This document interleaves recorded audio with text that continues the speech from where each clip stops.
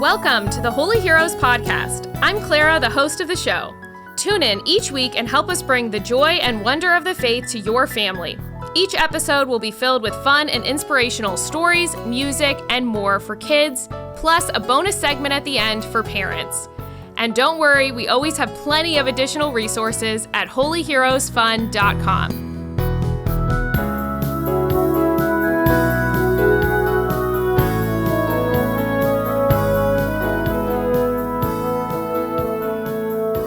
Welcome back to the Holy Heroes Podcast. I'm Clara.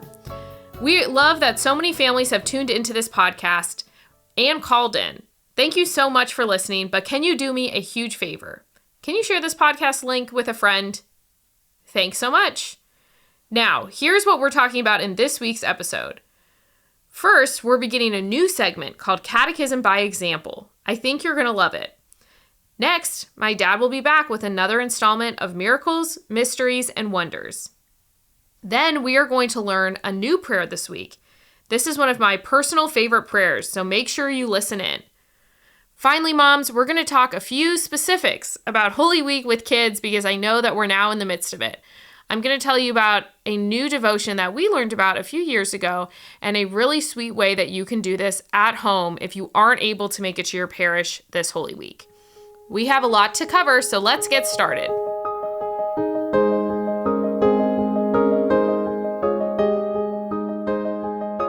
Right now, we are in the holiest days of the entire year. This is why we call this time Holy Week. Over these days, we are remembering the greatest story ever told, the entire reason that Jesus came down to live on earth with people. Today, I want to tell you about these holy days, but rather than me tell you the story, I'm going to have someone else do it. Who is your favorite person to tell you stories? Mom. Mother? Mine too. My mom is a great storyteller, so I've asked if she can tell you the story of these holy days.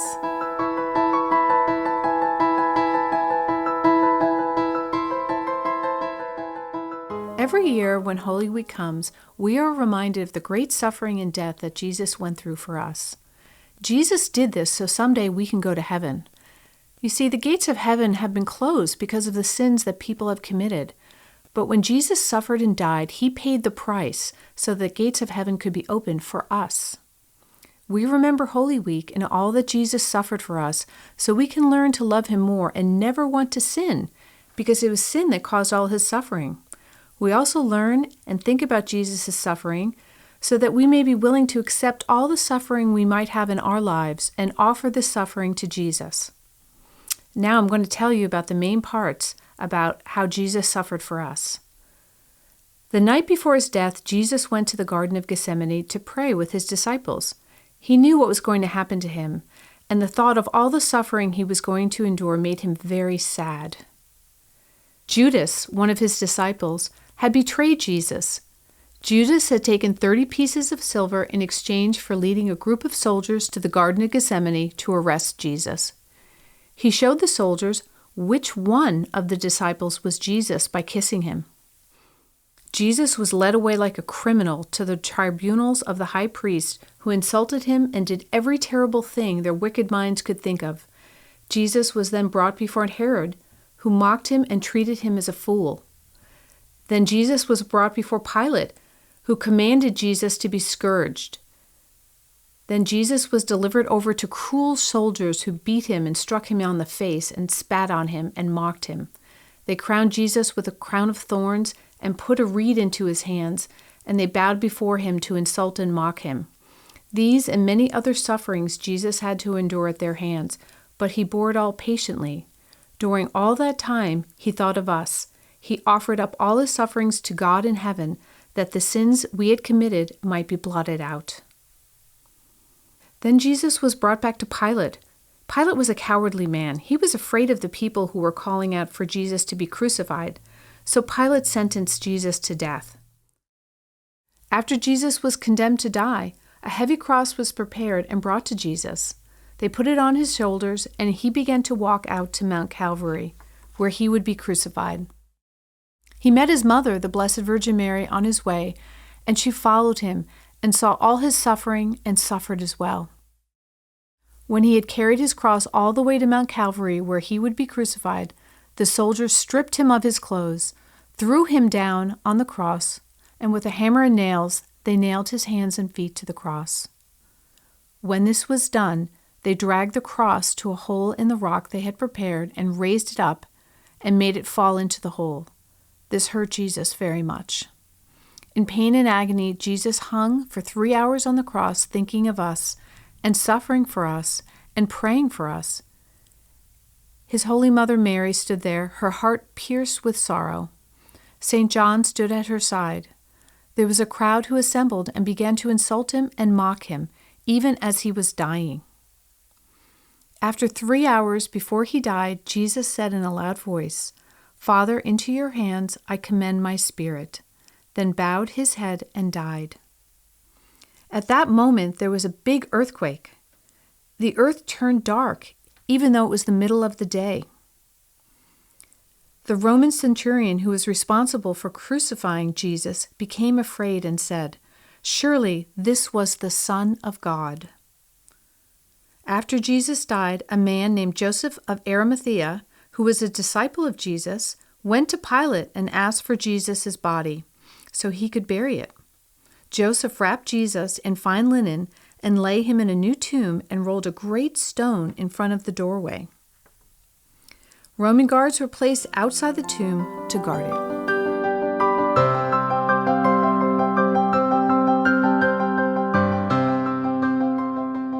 That story was from a very old book called Catechism by Example.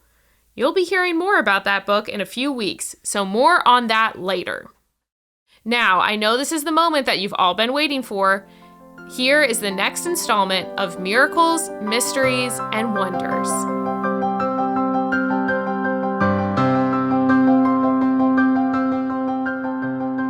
In the last episode, we revealed that inside a case with 3 padlocks in the Church of St. Michael was a piece of fabric made from the most expensive and finest material in the world. This fabric was sea silk. It's as thin as a spider web. And sea silk cannot be painted on. Paint just won't stick to it. But as you turn it in the light, it sparkles and glistens, and you can see different colors. It seems to even glow. On this particular piece of sea silk, however, was quite a miracle. You can see the image of a bearded man, the face of the man who had saved 10-year-old Emilio from an earthquake. Who do you think the man is? I'll give you a hint. If I tell you that this fabric is mentioned in the Bible by John the Apostle, can you guess then? Now remember, sea silk is mentioned in the Old Testament about 40 times as the material God said to use for the Jerusalem temple and for the vestments of the high priest, and it's also what kings and pharaohs had in their clothes. It's a fabric fit for a king and the high priest of God and his temple indeed. Well, here it is in the New Testament, in the Gospel of John, when he and Peter ran to the tomb on the first Easter Sunday and found that Jesus was not there. Listen to what John says they did find in the tomb. Peter went into the tomb and saw the burial cloths there, and the cloth that had covered his head, not with the burial cloths, but rolled up in a separate place. Then John says, he also went into the tomb, and listen to this. He saw and believed. What did he see? Well, of course, they picked up the cloth that had covered Jesus' face. I would have, wouldn't you? And because it is sea silk, it would have sparkled. And then they were the first to see the image of Jesus on this cloth. Can you imagine how shocked they were? The face of Jesus miraculously appears on both sides of this cloth. It's an image of the resurrected Jesus. His wounds are visible, but they are healing. You know how your skin looks when you have a cut that's healing? Well, that's what the wounds look like on this fabric. You can see where his beard has been plucked out in some areas. He has some healed scrapes on his head and his nose. You can still tell how awfully he was injured before he died, when the soldiers hit his face and when he fell as he carried his cross. But not only are his injuries healed, his eyes are half open and his mouth is slightly open too, as if he has just come back to life and is drawing his very first breath in his resurrected, glorified body. Have you ever heard of the Shroud of Turin? That's the largest of the burial cloths mentioned that were also left in the tomb, which Peter and John found. Jesus left an image on the Shroud of Turin too, but his eyes are closed and his mouth is closed and all his wounds are there with blood on them, because it is an image of Jesus when he was dead.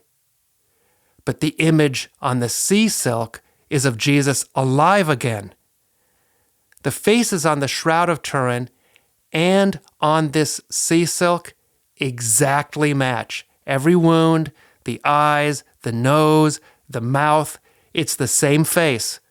One showing Jesus dead in the tomb, and the other showing when he rose again and left the tomb, leaving everything they had placed on his dead body behind. You can imagine, Peter and John took all these cloths from the tomb and hid them so they would not be destroyed. We don't know exactly where they hid them or who had them all the time over the past 2,000 years, but it seems the Apostle Jude, remember he was a cousin of Jesus, had them for a while, as did the Blessed Virgin Mary when she lived with John until she was assumed into heaven. And eventually this cloth ended up in a strong fortified case with 3 padlocks in the Church of St. Michael in Manipello, Italy. They call it the Volto Santo in Italian, which means holy face. It's also sometimes called the Veil of Manipello, which reminds me of Amidio, or Father Domenico. He went to live in Manipello, where he could pray in front of the Volto Santo every day, and he would tell visitors all about it. You can see the Volto Santo for yourself if you can go to Manipello, Italy, because that is where it is on display behind the tabernacle every day. You can see for yourself how it sparkles and changes when you look at it from different angles, but always the eyes of Jesus are looking directly at you. Here's another way to pray before these miraculous and wonderful images that Jesus has left for us. Holy Heroes has created an image that superimposes the Volto Santo onto the face of the Shroud of Turin. We've used professionally produced high-resolution photographs at the actual size of the images to create this one-of-a-kind composite image so you can see how perfectly they match. I have one hanging in my office right in front of me now. I hope someday I can get to Italy to see them both face to face.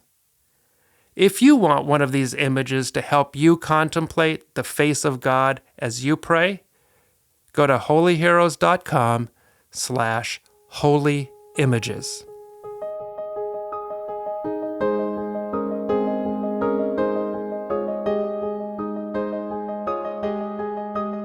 What an amazing story. What was your favorite part? Isn't it incredible the miracles that God has left on earth for us to find?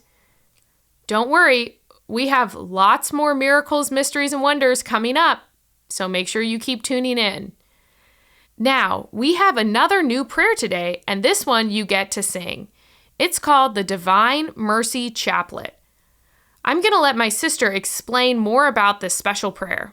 Another powerful devotion is the Divine Mercy Chaplet. Jesus appeared to St. Faustina, a Polish nun, and told her that he would grant extraordinary graces to those who recited it. Many Catholics pray the Divine Mercy Chaplet at 3 in the afternoon. 3 o'clock is called the hour of mercy because it was the time that Jesus died on the cross for all of us sinners. The Divine Mercy Chaplet is especially powerful when it is said for sinners who are dying. You start the Divine Mercy Chaplet with an Our Father, a Hail Mary, and the Apostles' Creed. Then you say this prayer on the large bead on the rosary before the first decade. Eternal Father, I offer you the body and blood, soul and divinity of your dearly beloved Son, our Lord Jesus Christ, in atonement for our sins and those of the whole world. Next, you say this prayer on the 10 small beads following the large bead. For the sake of his sorrowful passion, have mercy on us and on the whole world. You continue these prayers on the remaining 4 decades of the Rosary. Then you say this closing prayer 3 times. Holy God, Holy Mighty One, Holy Immortal One, have mercy on us and on the whole world. Thanks for praying with us. You can pray the Divine Mercy Chaplet again on Good Friday and then continue to pray it every day for 9 days in a row, ending on Divine Mercy Sunday. Do you know what Divine Mercy Sunday is? Did you know that Jesus came down to earth less than 100 years ago to visit a woman in Poland and share the mystery of divine mercy? I don't have time to tell you this story today, but make sure you come back next week to hear about Faustina Kowalska and her special mission of divine mercy. Now, moms, don't turn this off yet because I have a special note for you. We had several moms reach out after episode 1 who loved our tips for how to pray the Stations of the Cross at home. Because yes, kids can be crazy and it is hard to go to your parish for Stations of the Cross. I was thinking about that leading into the Triduum because over Holy Thursday, Good Friday, and Holy Saturday, there are a lot of extra masses and services available for families. And that, while that is wonderful, it can still be difficult sometimes to get kids out of the house, especially in the evenings or during nap time. So I've created a massive blog that I'm going to link over in the show notes at holyheroesfund.com. This blog is going to have tons of ways for you to engage kids, specifically ages 3 to 7 years old, in the Triduum. So let me give you rapid fire what you can find in this blog post at holyheroesfund.com. So let's start with Holy Thursday. Holy Thursday, the Mass of the Last Supper, usually happens in the evenings, tends to be around 7 p.m. That doesn't work with our bedtime. So what we're going to be doing are these few things. The first one, we have a program called Lenten Adventure. It's totally free. Some of you guys might have been signed up for it. If you haven't signed up for it, make sure you go to holyheroesfund.com, click on the blog post. It'll send you exactly where you need to go if you want to sign up for Lenten Adventure. Lenten Adventure has daily emails with videos, printables, crafts, prayers, so many things. You can still sign up for the Triduum and get those resources starting on Holy Thursday. We are going to be watching a video that explains Holy Thursday to kids. Great if your kids have questions. The other thing we are going to have in that blog post at holyheroesfund.com is a pray-along video for the 5th Luminous Mystery, the institution of the Eucharist.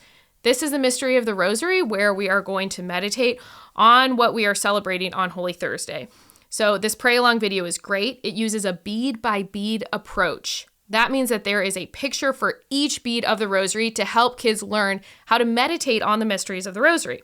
This is another beautiful way to pray. Again, you can find those over in the massive blog post at holyheroesfund.com. Now, Good Friday. Also included in this blog post, you are going to find our Good Friday Gospel Coloring Companion. Now, the Good Friday service is notorious for moms. That gospel is a hefty one, and it's hard for kids to pay attention for the whole thing.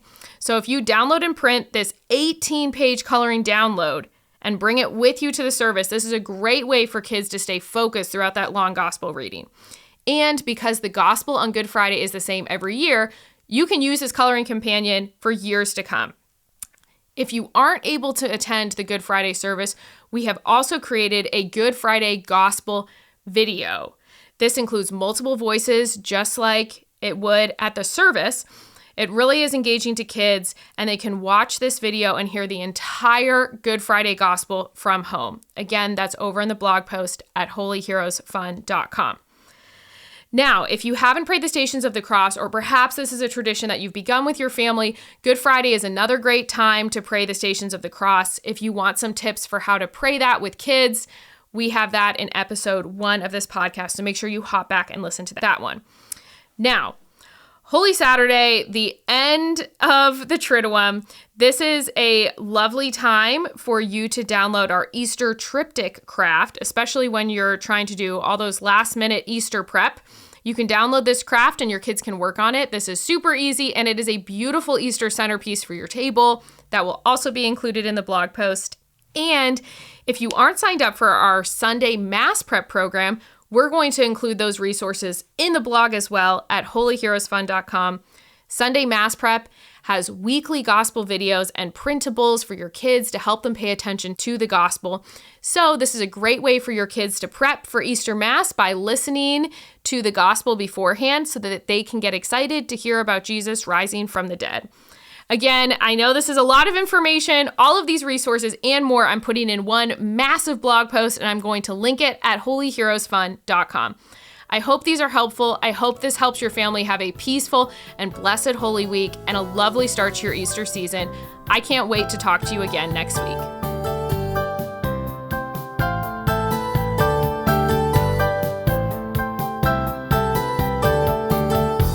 Thanks for listening to the Holy Heroes podcast. Make sure you subscribe and tell your friends to listen in.